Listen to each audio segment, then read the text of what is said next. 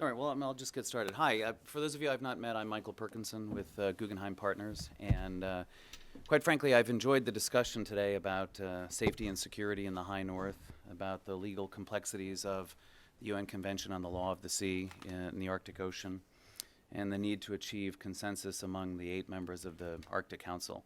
But my task is actually a lot easier than that. I'm here today to talk about how we're going to pay for all of this development that we would all like to do. Because although we don't, we may even talk about icebreakers. The frickin' icebreaker. Because although we don't often admit it, the truth of the matter is that money is the mother's milk of development. And we can have ambition to build ports here, there, and everywhere. We can have ambition to improve medical service technology, but none of it is achievable if we don't have the funds to do it. So I'd like to share with you a couple of ideas that we have come up with over the last year or so, where we can take what we believe is a significant amount of private capital, $13 trillion that we believe is sitting on the sidelines looking for opportunities in the area of long duration investments, and marry that with government oversight, government regulation, and government participation. So I really think that I should begin at the beginning. Guggenheim Partners is an asset management firm, and we have for many, many years had both clients, isn't that right, Alice, in Alaska, and investments in Alaska. And we have periodically traveled to Alaska to service those clients and service those investments, perhaps not as often as we should. And in visiting Alaska, we have been educated as to the consequences of climate change. New areas are opening up for development. Communities are interested, as Tara Sweeney has taught me, not just in seasonal jobs, but in durable jobs that will allow a family to provide education, health care, and other services for their children. And we think that, that this challenge that we have encountered in Alaska is certainly broader than Alaska. It spans other parts of the Arctic, certainly in northern parts of Canada, also in areas of the Scandinavian Arctic. But the challenge is even broader than the Arctic. I think the challenge is really worldwide. And I think that, how do I do this? Do I push some button? Batteries are, it's a trick remote. Clearly. There we go. Oh, I pushed that button. Okay. So we really think it's bigger than Alaska. It's bigger than the Arctic. It's really a global issue. And that we've come to recognize that sustainable development in the Arctic fits into this global framework.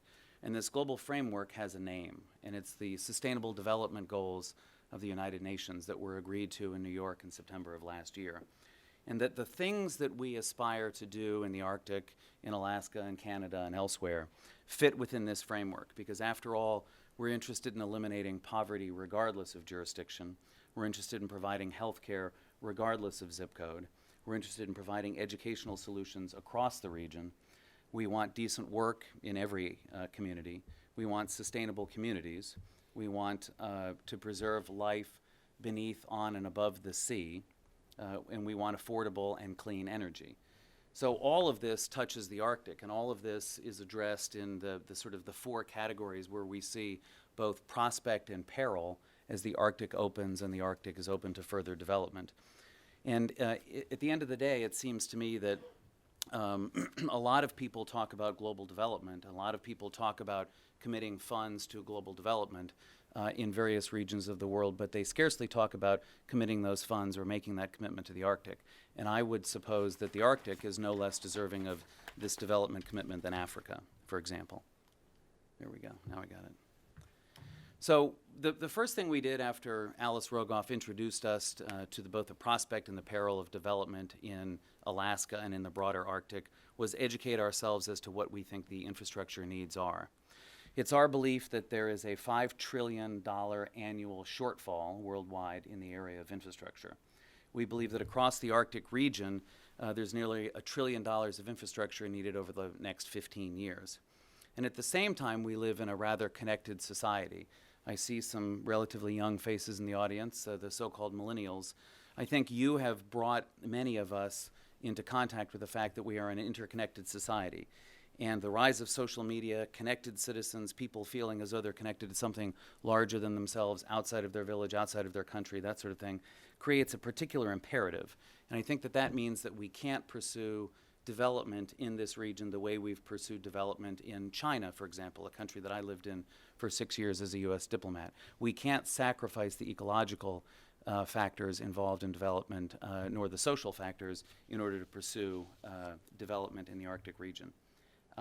So what Guggenheim Partners did was we allied ourselves with this organization set up by the World Economic Forum, referred to as the Global Agenda Council for the Arctic. It's a 22-member organization drawn from academia, government officials, scientists, and 1 or 2 financiers. And a couple of the members of that are here today. Susan Harper, Felix Schutte, and Meade Treadwell. And what this group did over about an 11-month period was develop a 3-step process that we think would put us in a position to potentially address some of the development needs in the Arctic region. The first step is something that we refer to as the Arctic Investment Protocol. And the Arctic Investment Protocol was released in Davos, Switzerland in January of this year. And it's really nothing more than a private sector-inspired code of conduct that intends to have both measurable and accountable principles by which those who aspire to invest in the High North must abide. It's really a rather simple document, and it's meant to be a starting point, not an end point. It focuses on the need to create resilient societies through economic development. That's old hat, everybody knows that. To respect and include local communities as well as indigenous people. Again, something that is known to all of us but is not necessarily widely understood outside of the region. To protect the environment. Senator Murkowski spoke earlier today about the fact that many people see the Arctic as a snow globe. We know it's not a snow globe. We know that it's inhabited by people and species who need to be understood and protected, and people who need to have a role in the development of their areas. The companies that pursue development in the Arctic must pursue responsible and transparent business practices. We who aspire to develop the High North must rely both on science and traditional practices as well. And that whatever it is that we pursue in the Arctic, and I think this will come into focus not only when we talk about whether this port should be built or that port should be built, but we talk about the broader subject of where ports should be built across the region, we should make our decisions based upon the fact that we should increase the collaboration that's only started with the Arctic Circle and the Arctic Council and the Arctic Economic Council, but doesn't end there. So this is really a first step.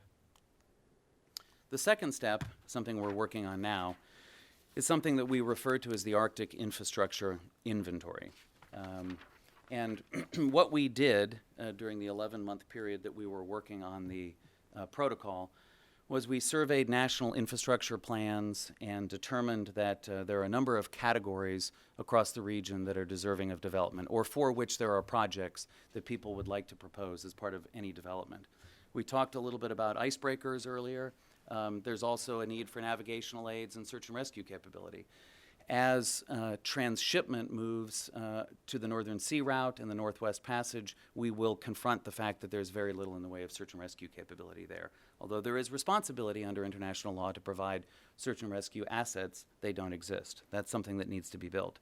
Ports, we talked about that. Ports are necessary not only for container ships and break bulk cargo, but for fisheries and for pursuing the blue economy. We talked a little bit earlier in the day about power. Everybody, even if you work for an environmental group, has an iPhone and you need to charge it periodically. I need to charge mine 3 or 4 times a day. And we need electrical generation in order to do that. It need not be the way it was done in the past, reliant on coal. We have been educated by our friends in Iceland about the enormous geothermal capability that can be deployed across the region. And then there's social infrastructure, something that I've only become educated on very, very recently. We can talk until we're blue in the face about building bridges and building roads and building ports, but the fact of the matter is we need also to build high-speed internet in the region, and chances are that will be a terrestrial solution, not a space-based solution. We need other broadband solutions in the region. We need medical service technology in the region. We need schools in the region. So we've worked with a number of national ministries of transport and others, and we've put together a couple of ideas about what we think needs to be developed. We've got a list, quite frankly, and that list contains 600 projects on it. And there's everything that you might imagine on this list. And fully 80% of the projects on that list probably never ought to see the light of day. But the list is not an inventory. And I think what makes the list an inventory is taking some methodology by which these projects, both individually and collectively, can be assessed for their environmental soundness, their harmony with local communities and indigenous groups in the region, of course their financial and economic viability, and then their contribution to civil societies.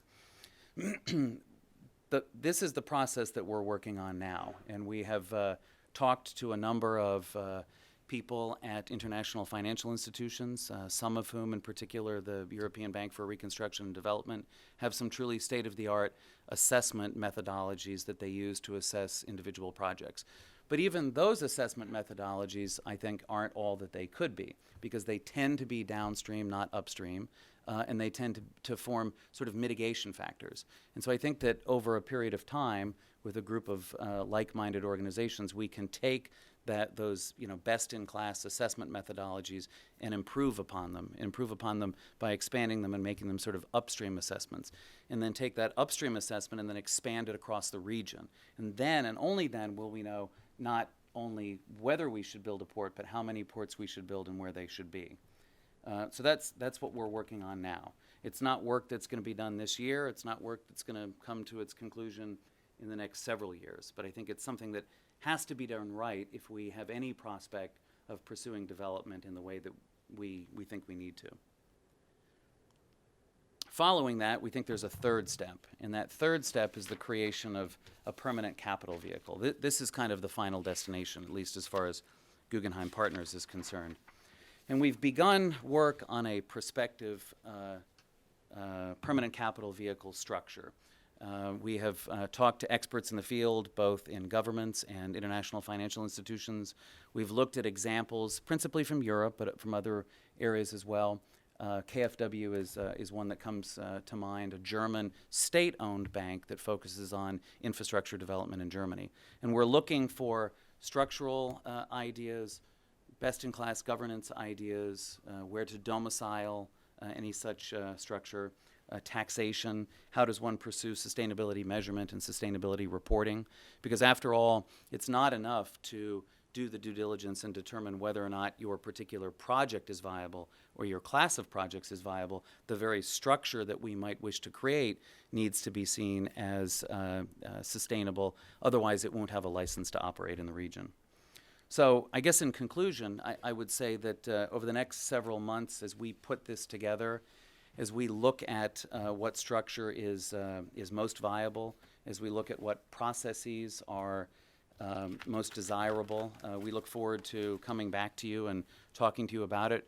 We've spoken with a number of the senior Arctic officials from the United States, from Canada, from Norway. We look forward to talking to others. We look forward to continuing to engage with the Arctic Economic Council as we determine what this structure ought to be. There's a lot of work to be done here. And I guess in conclusion, I'm sort of reminded that it's a pretty audacious undertaking.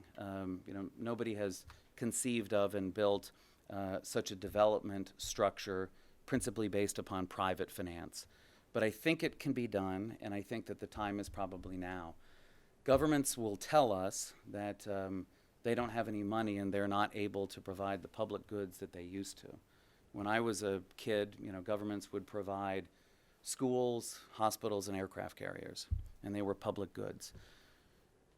I think they still provide aircraft carriers, but the fact of the matter is they're looking to the private sector to provide financing and leadership in the provision of schools and roads and other things. And so I think that the time is now that private sector money can partner with the public sector in order to provide some of these.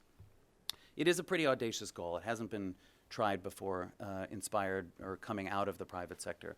But I'm reminded that when I was a young naval officer and I was assigned at NATO headquarters, I befriended a gentleman and was in turn befriended by him, whose name was Admiral Lazard, and he was Francois Mitterrand's national security advisor. Francois Mitterrand, of course, brought us the European Bank for Reconstruction and Development. And I asked him one night over dinner in Belgium, after a couple of glasses of wine to get my courage up, what made for a successful naval officer and what made for a successful individual. And he said, well, I don't know that I figured that out, but I'll tell you something that my President Mitterrand, told me, that one must first have the will to succeed, and only then can you join others who are brought close by history. So over the last 11 months, as I've wandered around the Arctic region and talked to people and been informed by indigenous groups and humanitarian organizations and environmental groups, I'm convinced that it is climate change that is bringing us close in history here, and that this is the opportunity that we should pursue. Thank you very much. Time for a couple questions? I can't imagine that you have questions, but are there any? Yeah. We I- work I- together. You're not allowed to ask questions. Well, you said something that triggered something. Oh, I'm sorry. You said something that triggered something for me. Michael, you talked about how this work won't be done this year, and it won't be done for several years. And I'm just wondering whether that means that there won't be an infrastructure project that Guggenheim or that we get behind for several years. No, I mean, the truth of the matter is that we have a number of infrastructure projects that have been presented to us, some of which we think show great promise, and we fully expect that we will execute on one or more of those even in this calendar year. But I should point out that even those will fall short of this full methodology for assessing their genuine sustainability. I don't think we can put all development on hold until we figure it out. The truth of the matter is we will invest in certain things. Great. There's one other question on the... Yeah, over there. Sorry, Rob, you lost your teammate. Where was it? Yeah. So thanks, Michael. Do you see Guggenheim investing alongside other institutional investors, before this regional development bank is created? Sure. I think so. And I think that the truth of the matter is that part of what pushed us in this direction was not purely Alice Rogoff, although I give her all the credit. Guggenheim Partners principally has as its client base institutional investors. Our clients are sovereign wealth funds, insurance companies, and pension funds, all highly regulated sectors of the financial services industry or financial services sector, and they can generally only invest in very long-term investments. And they have been coming to us, saying to us, find us that high single-digit return over 30 to 50 years. And oh, by the way, it has to be sustainable because we are answerable to our regulators and to our boards and to anybody with a cell phone who can tweet about this. So we have been approached by a number of current clients and prospective clients looking for individual projects that they can invest in. Did I answer the question? Okay. Yeah, then I have one too. One thing that's come up all day long was infrastructure. Never heard of it. And you mentioned at the end climate change bringing us together. Mm-hmm. How does that figure in, or does it figure in changing thinking on economic development or infrastructure development or investment? I mean, I know these are great graphs to go through, and it's a long-term horizon, but it's affecting your thinking. It's not something we discussed today much in economic development, but obviously it feeds into it. You've got permafrost issues, you've got melting ice issues, the things are going to become more dangerous, whatever. It's changing the scope of what we can do or should do. Where does that fit into your thinking? I mean, you said, I was just struck by the fact you said it's bringing us together. What brought us together? Sure, yeah. Well, I mean, I think if we were talking about, development 30 years ago, there certainly would be a number of people among us who were climate scientists who would have been talking about the imperative of climate change, and some number of us would have been informed by that. But truthfully, I think most of us probably wouldn't have been 30 years ago. I mean, I wasn't. But I think that now that it's settled science, and now that when you travel around the Arctic, you become aware of the fact that all of that carbon comes to settle in the Arctic, and that climate change has a magnifying effect on the Arctic, that you really just can't ignore it anymore.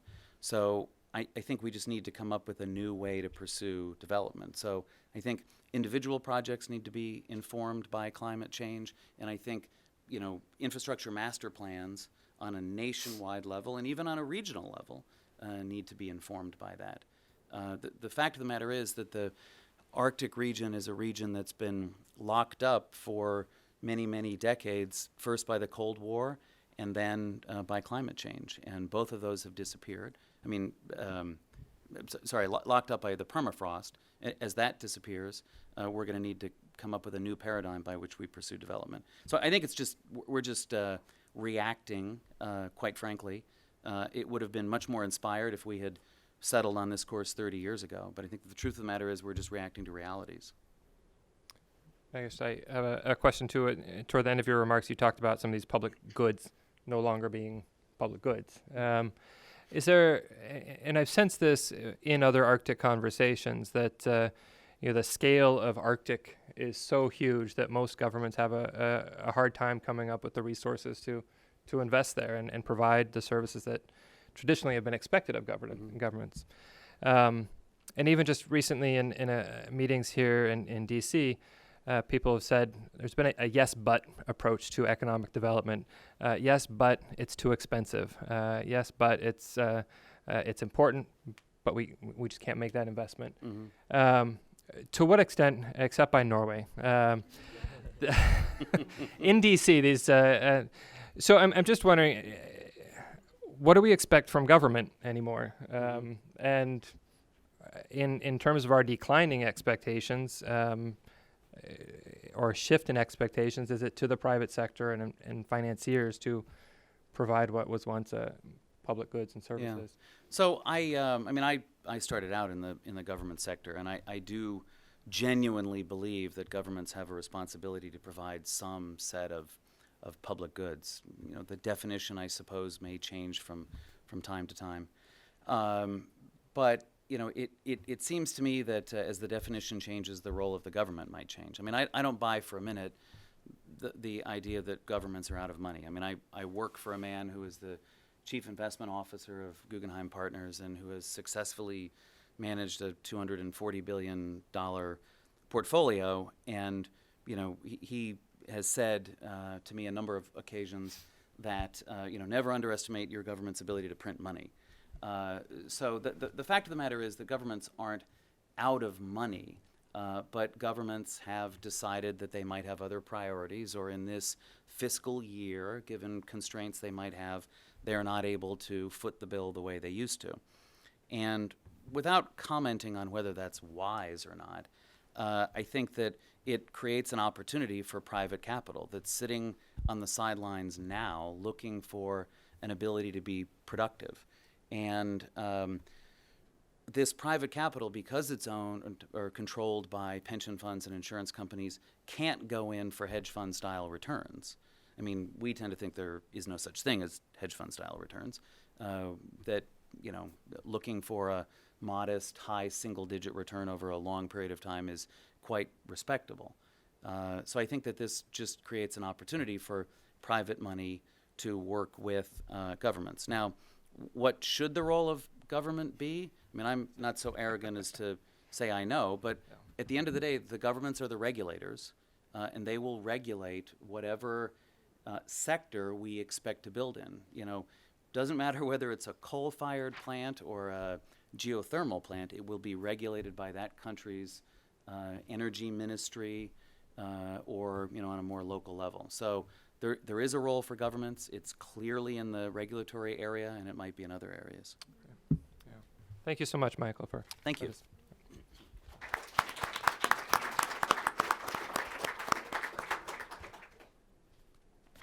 So, now it's wrap-up time. I mentioned infrastructure that come up, but I wonder if there's any I wish we could have talked about, or I wish we could do when I got back. I wish I could meet with somebody. If only someone or something could do this. I don't know if there's ever any thinking like that out there. That, I mean, we don't have to have answers for it, but what I'd like to do is kind of gel some of today's conversation and maybe distill it a little bit, or pick out a couple ideas that we want to follow up or could follow up on, or what are the dream things down the road. We were just talking about very long-term investments and being happy with high single digits. Now that's not something you would have heard about 10 years ago.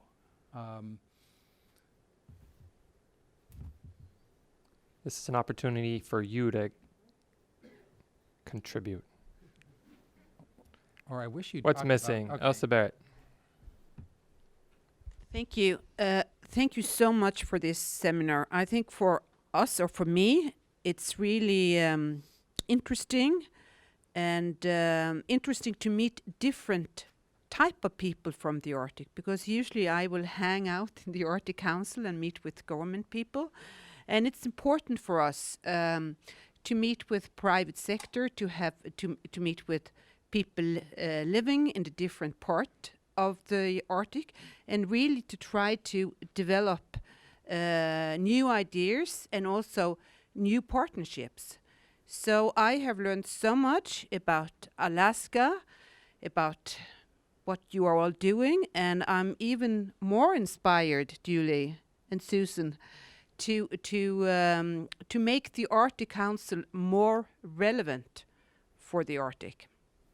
Thanks. And you brought up earlier that basically a vision for the next 20 years of a social and economic agenda for the Arctic Council. So that was on my homework list for action item. So,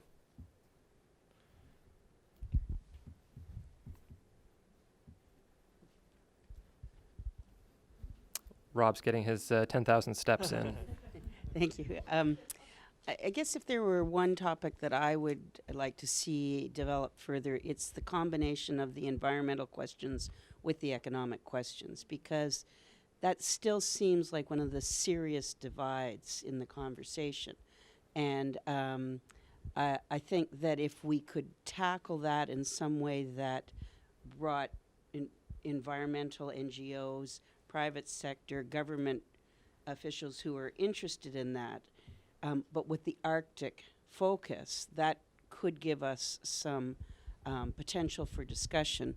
And I think, from my perspective, a lot of what we do in the Arctic, it's not that it's so different in its components, it's just a different perspective because you're looking at it from Arctic first. And the idea of alternative energy and clean technology and all these, they're out there, but I don't see anybody who's doing that from an Arctic perspective. One other thing that I notice, and it's obvious that in Washington you would have some Indigenous people from Alaska, but there aren't any Indigenous people from other areas, and I think that I always find informs my knowledge, and it's so great to see such a large Alaskan contingent. And it's, but as we have discussed several times, there are different parts of the Arctic, and if somehow this could be a more circumpolar discussion, but with those Indigenous people or some of the people who aren't in this room, that's the hardest part of the conversation, is having something in Europe, on the European perspective, having something in North America on the North American perspective, but how can we have a more circumpolar conversation? Right. And I think we're all struggling with that, but Yeah. thank you. Mead in the back. As someone who had to pop in and out of the room a lot today, I just wanted to say thank you to the organizers for this. But going back on a couple of interventions earlier, first off, to the senior Arctic officials who made it here today, I want to say thank you for what you're doing. And to the people who are here with the AEC, thank you for what you're doing, because there really is a lot of hope that practical things come out of this process. And I'll just refer to two that there was an explorer who is Icelandic, Canadian, and American named Vilhelmur Stephenson, who wrote a book of among many called Unsolved Mysteries of the Arctic. And to me, one of the unsolved mysteries of the Arctic is how we're going to provide safe, secure, reliable shipping in a new ocean, where to do it right, we need to have icebreakers. To do it right, we need to have ports of refuge like the ones that Gail talked about. To do it right, we need to have cooperation between countries so that it's not being a competitive situation.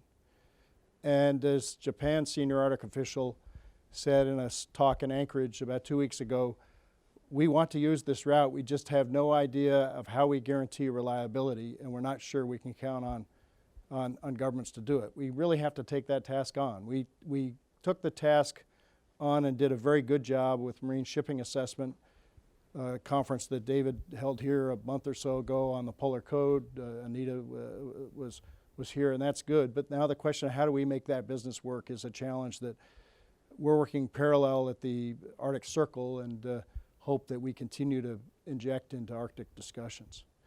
The other unsolved mystery of the Arctic for me is how we can help the world understand that if somebody is carving ivory, they're not killing elephants in Africa.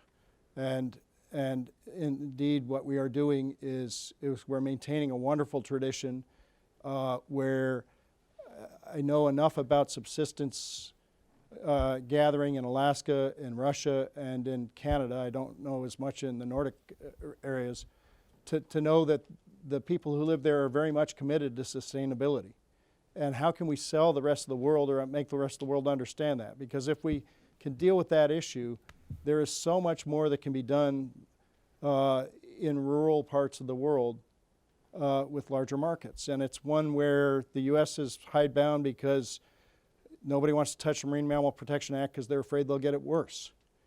And we won't deal with the Canadian issue, and we're hurting a lot of people in Canada on that. And you did face it on the observer issue in the Arctic Council, and I'm very glad we were tough on that issue for a while. But we have to educate, and it's hard here with a divided government on that issue. But I would really urge us to do it, and hope that the AEC brings this dialogue up enough, because you've got the freedom to do it where some of these sows may not have the freedom to do it, so that it becomes something that works. So in terms of the unsolved mysteries of the Arctic, I leave here thinking more about shipping today, and I'm thinking more about practical craft work and international trade in that area. And thank you. Thanks, Mead, and thanks for your leadership on Arctic shipping. I know this has been a long time issue to be addressed, and hopefully we're making progress. Hopefully you're making progress. Or you're helping us make progress all together. Yeah. Sue, I want to come back to something you said about adding environmental protection to the conversation. And I wonder if I've been struggling with this, because you could have a conversation about environmental protection and economic development, but if you don't have economic development, then it doesn't matter.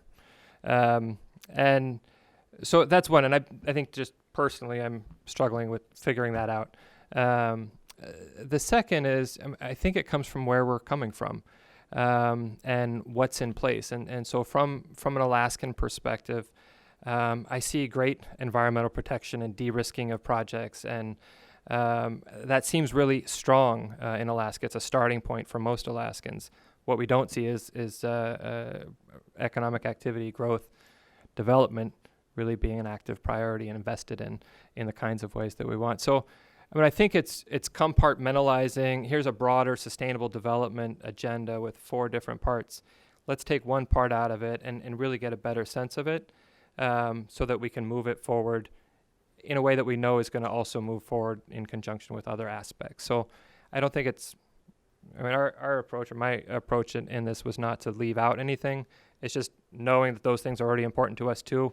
How do we take this one piece and address it? So I think that's still something, though, that needs to be part of this conversation and future conversations, because it's one of those why are we talking about economic development conversations that we had in planning this. It's one of the gaps right now. So yeah, question there, and then I'm going to start calling on people. Givy, Tara, Drew. So this is my first time attending this sort of forum. I work with Michael very closely at Guggenheim, but I do our broader macro strategy. And I would just say, I would really encourage you in these types of forums to reach out early and invite, as attendees, members of the investment community, private equity funds, venture capital funds, big institutional investors like ourselves, to become part of the dialogue, because ultimately we're either going to fund the projects directly through investments in a project, or we're going to buy the bonds of the shipping company that's building the icebreaker and raising a $500 million new bond issue in order to actually start building the ship, or we're going to buy the cash flow off of the new rental property that's built in Barrow or wherever. So the more educated we become early on, the better we can understand what's going on, and better partners we can all be. And it's a long process, and I think it's important to just have us sitting in the audience. Thank you. Yes. And I should say how welcome you are to be part of the. We're glad you're here. Building on what you were just saying, my background is from the European Bank for Reconstruction and Development, EBRD, and the brilliant thing about IFIs, so-called International Financial Institutions Development Banks, is that we really assess the projects extremely carefully, and also from an environmental point of view, and look at how one can build in environmental covenants into the financing in order to improve on the environmental impact on the projects that one finances. For example, I was involved in financing hydropower project in Latvia. And this project had carried quite some risk in terms of dam safety. And we were able to build into the project consulting, advice, and the consequent financing of the project components that were necessary in order to make that hydropower project safe. So just an example of what one can do. Thank you. Yeah. Hi, one thing I was thinking of, I'm brand new to Arctic issues, but a lot of forums that I go to, particularly through the Wilson Center, might focus on coastal communities, or then, divided by Arctic, and possibly looking at changing some of the messaging. Messaging is everything when you want to get to people, and so some of the discussion about how do we convince the lower 48 that we're an Arctic nation, and part of that is going to where people live. And so I think the Wilson Center is well poised to have some kind of forum on coastal communities, or something where you can thread it through what other nations, other states kind of deal with on a regular basis, to try just incorporating and integrating Arctic thoughts and issues into the rest of what we have to deal with on a daily basis, not in Alaska, not in Maine, and not in some of the other countries. So just the thought of being able to integrate those issues into normal thought and discussion on some other forums potentially in the future. Yeah, that's in a way how the Polar Initiative got started, that there were environmental change and security was working on coastal things that had an effect on Arctic. Russia was doing the Kennan Institute in Russia was looking at things that, but it was, when you look at it under an Arctic umbrella, it's the different side of a coin. You're like, oh wow, I never really looked at it that way. And that's part of what this whole initiative is about. But it's kind of the flip of what you were talking about, but it's true, it's messaging. It's when you look at something this way. We had been planning a project on lessons learned on relocating low-lying settlements from Alaska. What did it mean for places elsewhere in the Pacific and Indian Ocean areas? What lessons could be learned? We're still hope we can do that.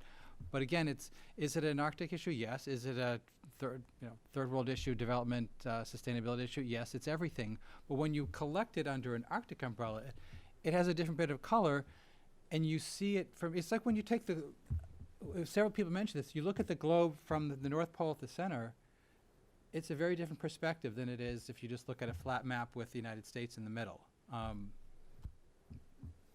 Yeah, but a number of speakers brought it up.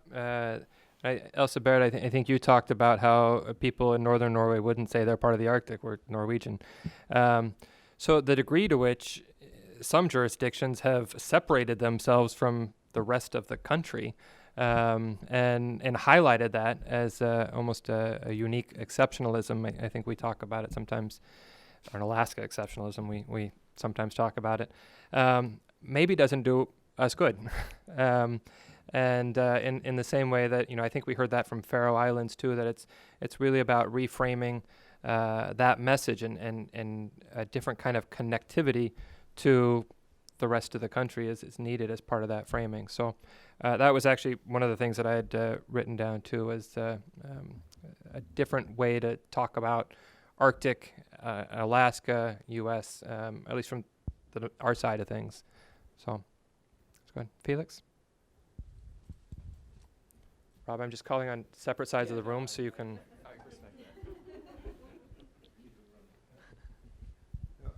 One point which I mentioned, and I think others mentioned as well, is the timeline issue of decision making and approvals. Of course, that is fundamental for any development. And when you say economic development seen together with the environmental, decision making, that is at the core of that, because it's most often it is the environmental uncertainty about the environmental impact of a project which holds up decision making. And then it comes to science. And when is science good enough? Is it 95%? Is it 90%? Is it 80%?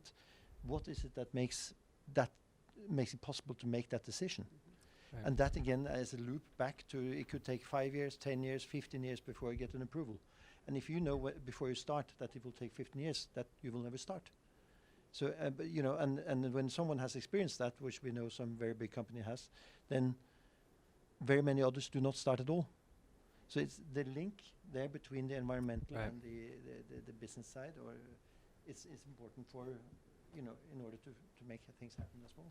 So maybe the Arctic Economic Council could exactly work on, how to try to define rules, or which, it's good enough. It should take 3 years. We accept 90% certainty, and or whatever. I don't know, but Yeah.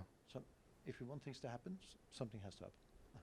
Tara, it seems like a number of people have given the AEC homework assignments or reference things you should be doing. Do you want to talk about some of the things that you took away from today, or the things that you are doing? Thank you. Well, in that spirit of cooperation and collaboration, the AEC extends its hand out to the people in this room and the organizations that you represent to work with us and partner with the entity as a whole.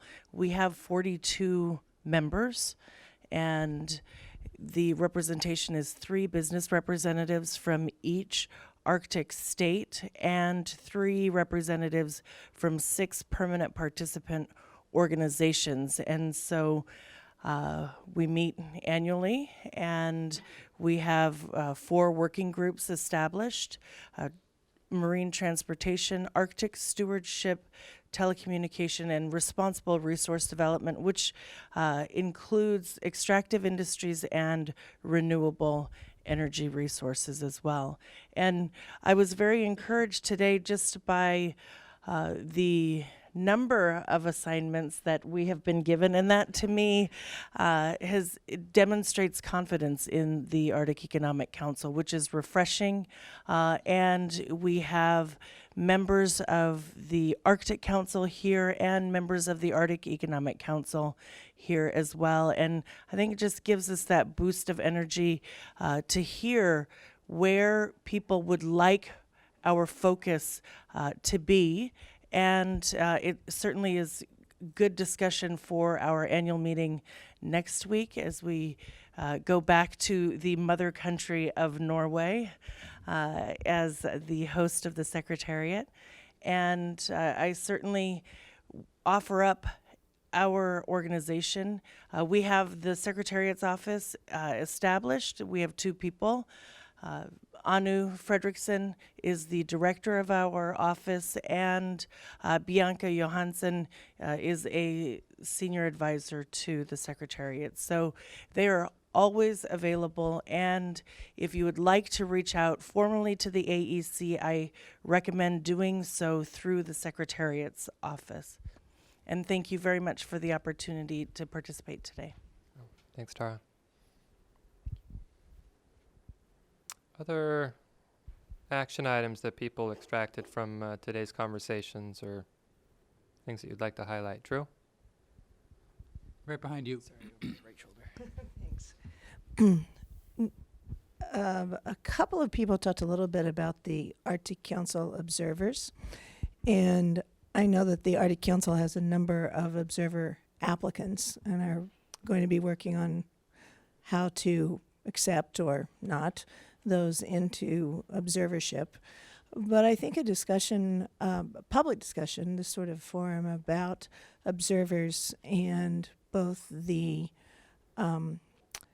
opportunities to utilize observers in a meaningful way, something like we had at our meeting with the observers, State of Alaska with the observers in Fairbanks. I think expanding that dialogue, frankly, would be very useful, both for expectations, understanding expectations in both directions, frankly.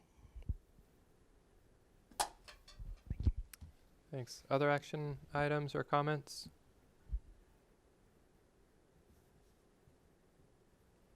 Well, if there are, you can buttonhole us, each other, at the reception this evening, which starts at 6 at the residence of the Norwegian ambassador, and I believe it's 3401 Massachusetts Avenue Northwest. There will be a bus leaving here at 5:30. Now, can someone tell me where? Yeah, so you have 11 minutes to exit the building. No. No, you can exit the building all day long. It's just our door. These doors. Yeah, so there's a 14th Street exit is where you want to go to meet the bus, and especially after 5 o'clock, I think. But that's where the bus will be. It should be there at 5, but you can connect with one another between now and 5:30 when it departs, and we'll get to the... But give yourself about 5 minutes to get to the 14th Street, because you've got to go down, around, across the building, and this building is challenging to navigate. Yeah. So thank you very much. On behalf of the Wilson Center and the Polar Initiative and our affiliated programs, delighted. Thank you for the conversation. It really gave us a lot to think about where we might go. And thank you, Nils, for your Institute of the North's help. You guys were fantastic. Thank you. Well, thank you, David. I really appreciate the Wilson Center in their collaboration on behalf of the Institute of the North and our board of directors. Thank you, all of you, for joining us today. We look forward to future conversations about Arctic economic development and its component pieces or intersecting pieces. I want to thank as well all of our sponsors who helped support the day, including tonight's reception sponsor, the Embassy of Norway and the other Nordic states. So thank you so much. We'll see you at the Norwegian Ambassador's residence. Thank you.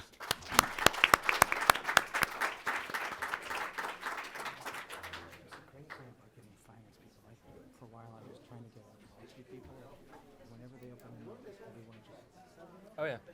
Yeah, but they're so inaccessible. I know. Nobody knows how to get them. Right.